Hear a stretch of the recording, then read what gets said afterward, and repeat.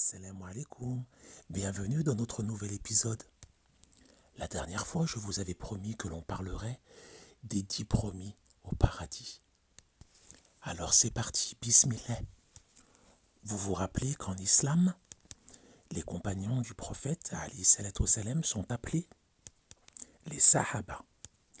Eh bien, sachez que de son vivant, le prophète Mohammed alayhi salatu wassalam a promis au paradis 10 de ses fidèles compagnons, représentant ces 10 premiers fidèles qui ont adhéré à la foi du prophète alayhi salatu wassalam. Et on peut donc considérer ces 10 sahaba comme les transmetteurs dignes de confiance de la sunna de notre prophète alayhi salam, c'est-à-dire des propos, des gestes et des instructions de nos prophètes alayhi salatu wassalam, prophète de l'islam.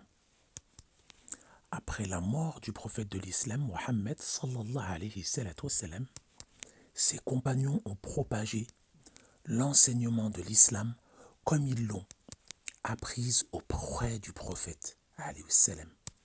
Ils ont donc contribué à la diffusion des hadiths, à expliquer comment lire le Coran et à expliquer tout ce qui concerne les premiers pas de l'islam tels qu'appris auprès du prophète alayhi salam.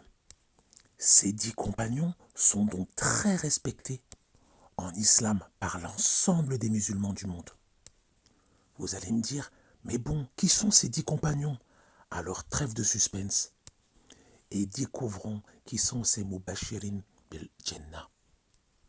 Arrive à leur tête bien évidemment Abu Bakr as-Siddiq, ce super-héros qui fut le premier compagnon du prophète alayhi salatu wassalam, premier compagnon à se convertir à l'islam. Avant même que le prophète alayhi salam reçoive la révélation, il était déjà très proche avec lui. Il fut le premier calife de l'islam et le père de l'épouse du prophète alayhi salam, à savoir Aïcha, mère des croyants. Vient ensuite Omar ibn al-Khattab, qui au début de la révélation était contre le prophète alayhi salam. Mais une fois la foi pénétrée dans son cœur, il fut l'un de ses plus grands protecteurs. C'était un homme droit et juste qui possédait de grandes connaissances. C'est d'ailleurs lui qui a ordonné de regrouper la parole d'Allah subhanahu wa ta'ala dans un seul volume. Il est le successeur d'Abu Bakr as-Siddiq au califat de l'islam. Et lui aussi, père d'une des épouses du prophète alayhi salatu wassalam, à savoir Hafsa radhiyallahu anha. Ensuite arrive le formidable Uthman ibn Affan.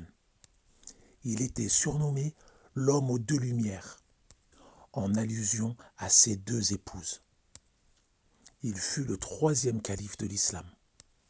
Il eut le privilège d'épouser la fille du prophète alayhi salatu wassalam, Ruqayya, rahimahullah. Puis lorsque celle-ci décéda, il épousa sa sœur Keltoum. Le prophète sallallahu alayhi salatu wassalam l'appréciait beaucoup et avait une grande confiance en lui. Ce grand compagnon promis au paradis fut assassiné lors de son califat par les ennemis de l'islam, qui avaient établi un complot contre lui. Vient ensuite Ali ibn Abi Talib, qui était le cousin et le gendre du prophète alayhi salatu wassalam. Rappelez-vous, le prophète alayhi salatu wassalam, étant enfant, a été élevé sur une très courte durée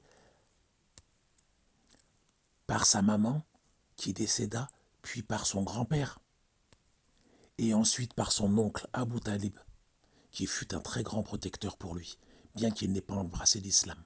Eh bien, Ali, c'est son fils. Et les premières années de sa vie, rappelez-vous, il a été élevé par sa mère de lait. Donc, pour en revenir à Ali, il fut le premier enfant à embrasser l'islam. Il était brave et courageux. Et il a eu le privilège d'épouser la dernière fille du prophète alayhi salatu wassalam, Fatima, avec laquelle il a eu 2 enfants, Al-Hassan et Al-Hussein. Il a participé à de nombreuses batailles avec le prophète alayhi salatu wassalam, et il fut le 4e calife de l'islam. Je viens de vous citer les 4 califes bien guidés. Et la suite au prochain épisode, Inch'Allah.